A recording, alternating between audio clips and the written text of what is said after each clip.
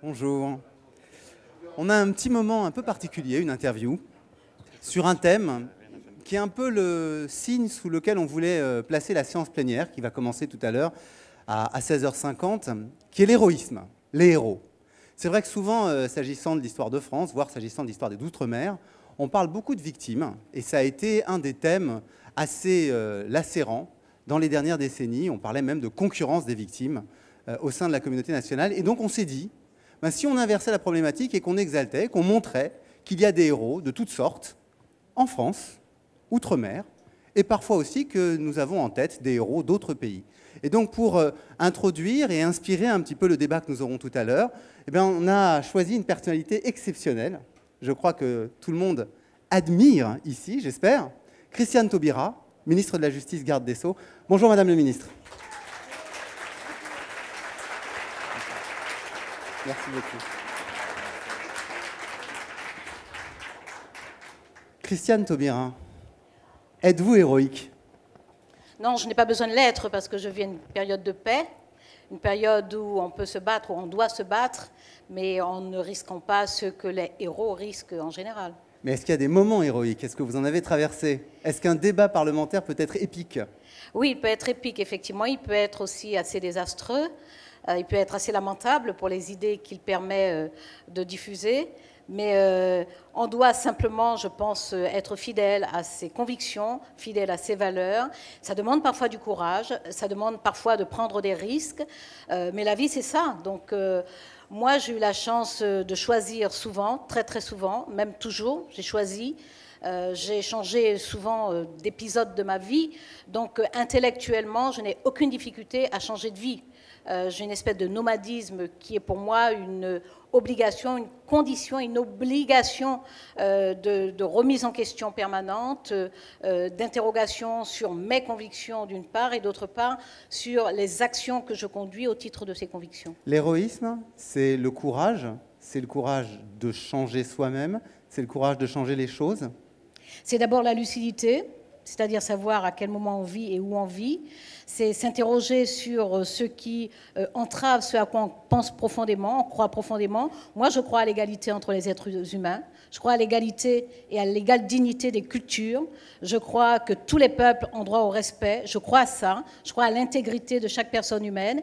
Et par conséquent, d'une certaine façon, le courage qu'il faut, c'est effectivement d'abord avoir cette lucidité, ne pas composer avec cette lucidité, c'est-à-dire ne pas prétendre aménager les choses juste pour des motifs secondaires.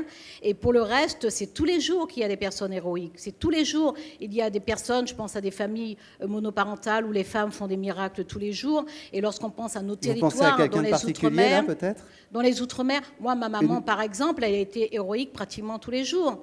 Mais ça, c'est très fréquent chez les femmes créoles, dans les territoires des Outre-mer, ce qu'on appelle les femmes créoles, c'est-à-dire les femmes qui sont issues de cette histoire qui a été un maelstrom, où se sont rencontrés, bien entendu, les Amérindiens qui étaient dans les territoires des Amériques et Caraïbes, mais également les Européens, les Africains, les Asiatiques qui sont venus après. Ça a donné de nouvelles identités collectives. Mais tout ça, ça s'est forgé dans le système de violence de la traite et de l'esclavage, où il y a eu des héros, de grands héros. On en connaît quelques-uns, pas tous. Justement, et quels sont vos héros des héroïnes, surtout des héroïnes. Alors allez-y, quels sont les femmes et les hommes qui sont dans votre panthéon? Alors, soit votre panthéon de lutte contre l'esclavage, soit votre panthéon plus général d'admiration, de courage politique, de capacité de changement. Alors justement, parce que je crois à l'égalité entre les êtres humains, je crois qu'il y a...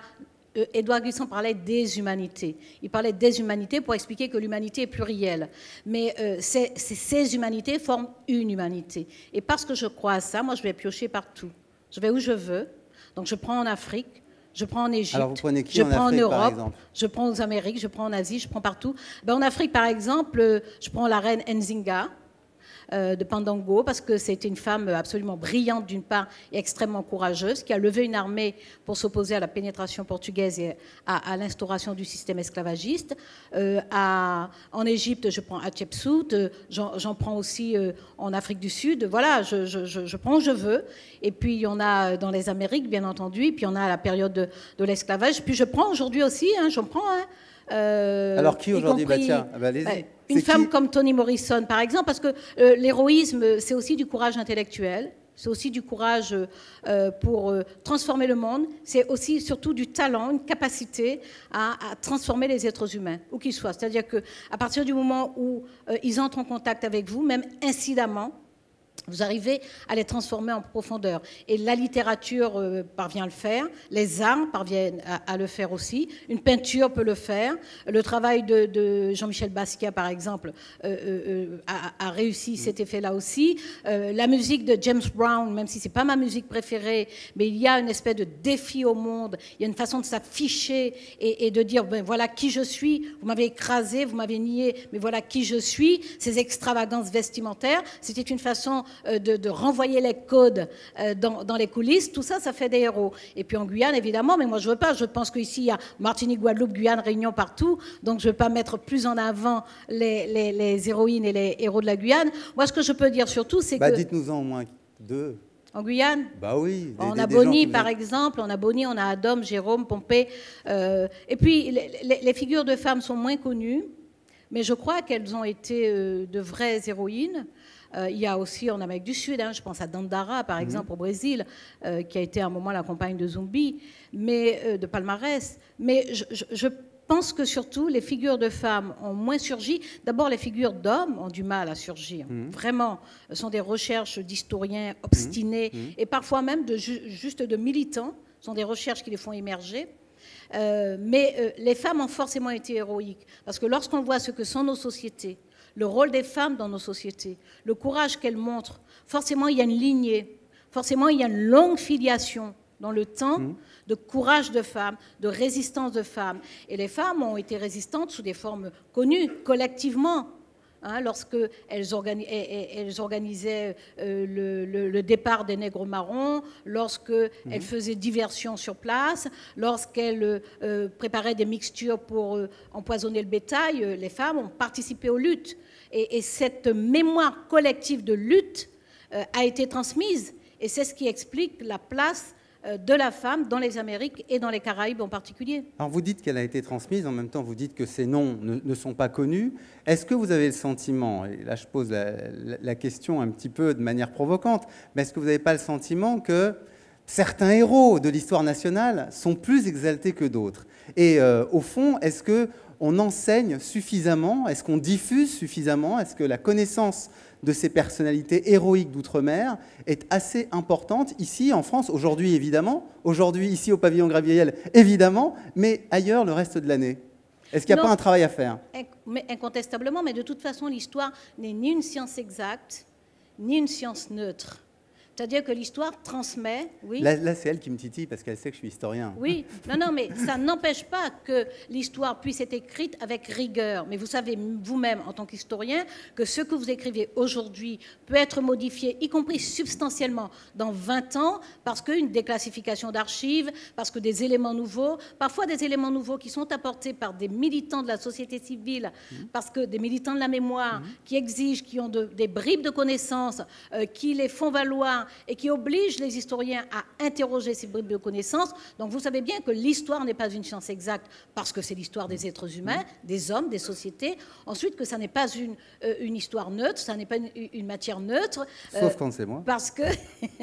non, c'est l'usage que l'on fait de l'histoire. C'est pas l'écriture de l'histoire, c'est l'usage que l'on fait de l'histoire et les orientations qu'on donne à la recherche. Et c'est pour ça que la loi de 2001 a un article qui est extrêmement important, c'est l'article 2, qui impose à l'État de faire des efforts en matière de recherche. Donc, selon l'orientation qu'on donne à la recherche, on favorise la prospection vers tel type de figure, ou alors on occulte ces types de figures. Et pendant longtemps, effectivement, on a occulté, y compris l'histoire même collective des Outre-mer, l'histoire des anciennes colonies, l'histoire de toute la période coloniale esclavagiste, puis de la période coloniale de la deuxième phase. Voilà, mais tout ça est en train de remonter. Alors justement, parce que vous avez parlé de la loi de 2001, qu'on appelle aussi la loi Taubira, est-ce qu'aujourd'hui, il y a un autre effort particulier à fournir? Et si oui, dans quelle direction? Alors, l'effort à fournir... Parce que c'était quand même une bonne reconnaissance pour l'esclavage. Oui, et ça a été... Moi, ma position sur la réparation, par exemple, qui demeure un sujet majeur, ma position sur la réparation a toujours été de considérer qu'il faut que la puissance publique mette en place de vraies politiques publiques de façon à permettre de mieux connaître tout ce qui a été produit pendant cette histoire. Parce que c'est une histoire d'une extrême violence, mais c'est en même temps une histoire d'une extrême beauté. C'est-à-dire qu'il y a eu une créativité phénoménale pendant toute cette période-là. Il y a eu des résistances. Les résistances, c'est de la créativité, c'est-à-dire inventer des méthodes de lutte, inventer des formes qui permettent effectivement d'agir. Sous la Deuxième Guerre mondiale, ici, les résistants étaient d'une très grande créativité. Ils ont inventé des méthodes de sabotage, de lutte, de dissimulation, d'attaque, etc., qui étaient propres au contexte de la Deuxième Guerre mondiale. Donc, toutes les formes de résistance sont des formes de créativité. Et 4 siècles et demi de résistance, forcément, ça donnait des langues, ça donnait des religions, ça donnait des connaissances d'environnement. Aujourd'hui, les grands scientifiques occidentaux vont dans les pays du Sud pour connaître l'utilisation des plantes à travers la pharmacopée traditionnelle. Il y a des savoirs comme ça qui ont été transmis de génération en génération. Et ça a produit aussi des expressions différentes en matière artistique, c'est-à-dire de la littérature orale qui après est passée dans la littérature écrite, et on pense à de très beaux ouvrages qui, y compris, ont obtenu des prix comme le Goncourt de Texaco, par exemple, pour Chamoiseau, ou le Renaudot pour Glissant, même si c'est une autre langue.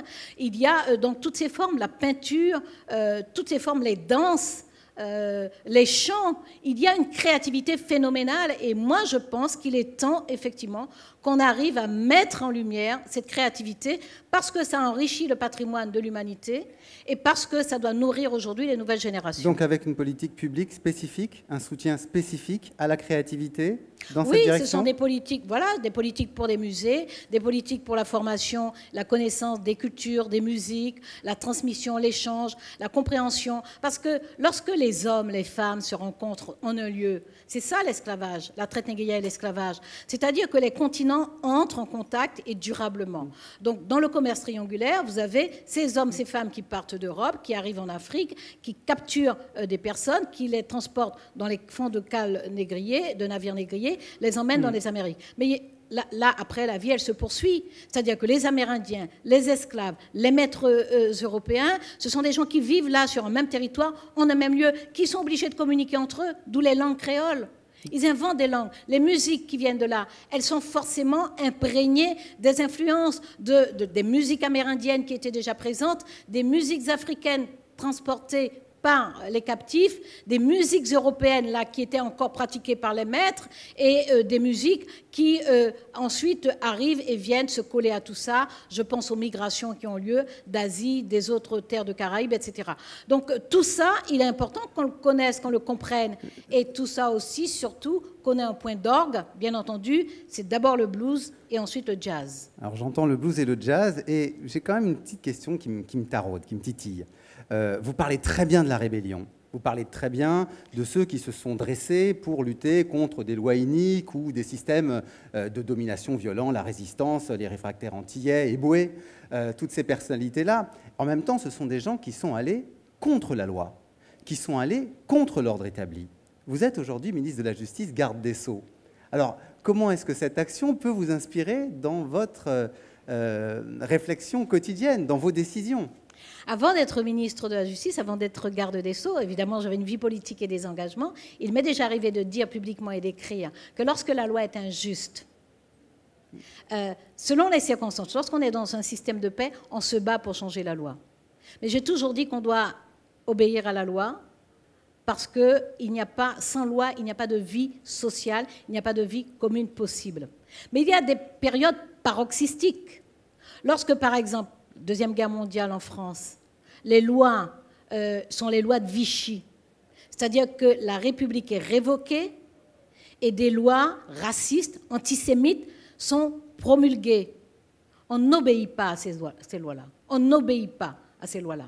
Et sous l'esclavage, la loi, c'est le code noir qui dit que les esclaves sont des meubles. On n'obéit pas à ces lois-là. Donc, dans les périodes paroxystiques, lorsqu'on a des lois iniques, injustes, on n'obéit pas à ces lois-là. Et la rébellion, c'est du civisme. C'est-à-dire que refuser l'injustice inscrite par la force dans le droit, c'est faire acte de civisme. Mais alors, pour le reste, en tant que garde des Sceaux, oui. j'ai le privilège de pouvoir changer les lois lorsqu'elles ne sont pas bien, lorsqu'elles ne sont pas bonnes, et c'est ce que j'ai déjà fait 2 ou 3 fois.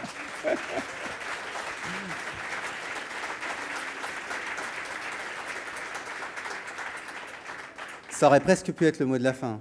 Mais j'ai quand même une toute petite question, parce que je veux quand même un peu vous embarrasser. La question... Non, mais vous me comprenez, quoi. Je laisse sous la main, je peux lui poser une dernière question. Ce que vous avez dit, dans les systèmes iniques, d'accord, on est dans un système démocratique. Il y a des moments où le débat public est très tendu. Et justement, comme ministre garde des Sceaux, il y a des moments où vous avez vu, devant vous, s'exercer une violence contre des textes que vous avez voulu voter et soutenus. Donc, est-ce que cette mémoire, justement, des rebelles vous a fait regarder le camp de vos adversaires politiques avec une certaine forme de considération, et vous voyez très bien à quelle loi je fais allusion? Alors, les attaques n'ont pas été seulement contre les textes que j'ai portés, ils ont été contre ma personne. C'est-à-dire que pendant plus d'1 an et demi, dans ce pays, des personnes, lorsque je me déplaçais, n'hésitaient pas à me sauter dessus. Alors, j'ai une bonne équipe de sécurité qui a été renforcée il y a très longtemps. Il y a toujours des colonnes de policiers et de gendarmes. Mais voilà, je veux dire qu'il faut dire que ce sont ces comportements-là. On peut discuter. Dans une société démocratique, on discute. Et les sociétés démocratiques sont des sociétés plurielles. Habermas a expliqué dans son éthique communicationnelle que dans les sociétés plurielles, il y a des différends qui ne sont pas solubles. C'est-à-dire qu'il y a des sujets sur lesquels on sait qu'on ne va pas arriver à tomber d'accord. Ça ne nous empêche pas, de discuter, d'essayer de rapprocher nos points de vue, de constater éventuellement qu'on n'y parvient pas, mais de se respecter néanmoins. Et dans une démocratie, c'est impératif. Moi, je respecte l'opposition. Je respecte les points de vue divergents. Et d'ailleurs, j'écoute avec attention les points de vue divergents parce qu'il y a une chose dont je suis sûre, c'est que toutes les idées n'habitent pas la même tête et que par conséquent, même lorsqu'on a des convictions aussi sérieuses et profondément ancrées que les miennes, on a le devoir de s'interroger tous les jours. Donc je lis des choses, je lis des arguments contradictoires, je consulte des personnes qui ont des positions contradictoires, j'approfondis ma compréhension des sujets et je suis toujours d'une absolue honnêteté dans un débat. Cependant, je crois qu'il faut dire très clairement que dans une démocratie, on ne peut pas accepter la violence. On ne peut pas accepter la violence. Et la rébellion, qu'est-ce que c'est? C'est un acte d'amour. C'est un acte d'amour. Donc, avoir dans son héritage collectif et personnel aussi, je dirais, parce que je vais parler du courage de ma maman, mais j'ai vu le courage d'autres femmes autour de moi. Être héritier de ça, ça vous conduit à la tolérance déjà, et la tolérance, ça n'est pas suffisant. Ça vous conduit à l'attention à l'autre, ça vous conduit au respect de l'autre, ça vous conduit même à la protection de l'autre, y compris celui qui n'est pas du même avis que vous. Et je n'ai aucune difficulté avec cela. C'est même chez moi des spontanéités vis-à-vis des autres et vis-à-vis des autres qui sont en contestation. Et je crois d'ailleurs, il y a eu plusieurs parlementaires de l'opposition, de l'UMP notamment, qui ont publiquement dit que je m'étais comportée correctement et que, bon, voilà, ils ne sont pas d'accord avec moi, mais qu'ils sont obligés d'admettre que, bon, ce que je dis est quand même convaincant. Alors, on a parlé des héros. De fait, on a parlé de héros, on a parlé d'héroïsme ordinaire. Et au fond, il y a une question que je me suis posée en vous écoutant, c'est que peut-on faire pour stimuler, aider, soutenir l'héroïsme ordinaire? Si vous pouviez, puisqu'il nous reste finalement très peu de temps de parole dans cette conversation, si vous pouviez ici nous donner une idée qui puisse nous permettre à chacun de nous, à un moment ou à un autre, peut-être d'être un peu plus courageux et un peu plus héroïque, ce serait quoi? Moi, je crois beaucoup à l'égalité, à la fraternité. J'y crois profondément. Je crois qu'il n'y a pas de paix possible dans le monde s'il n'y a pas des combats permanents, quotidiens pour l'égalité et s'il n'y a pas une conscience aiguë et vive sur la fraternité. Plus on donne d'égalité, plus on fait des héros. Ça veut dire très concrètement, non, ça veut dire très concrètement. C'est l'inégalité qui fait des personnes écrasées.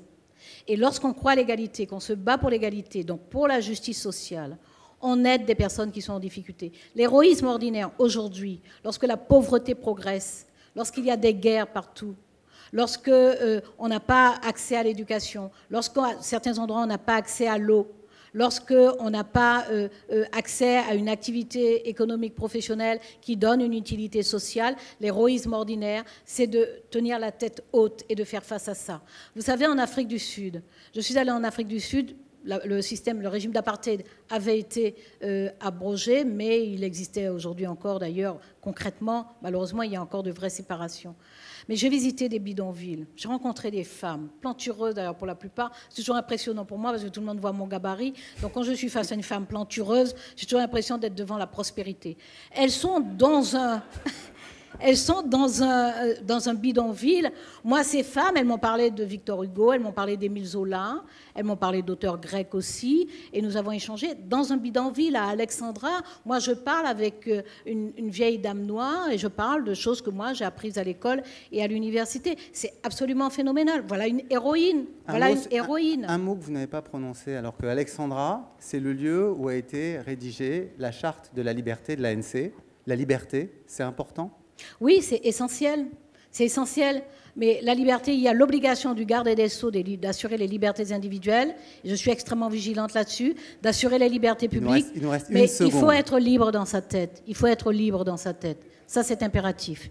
C'est pas moi, c'est lui qui continue. Là-dessus. Il faut être libre dans sa tête. Merci beaucoup, Christiane Taubira. Merci beaucoup, Madame la ministre.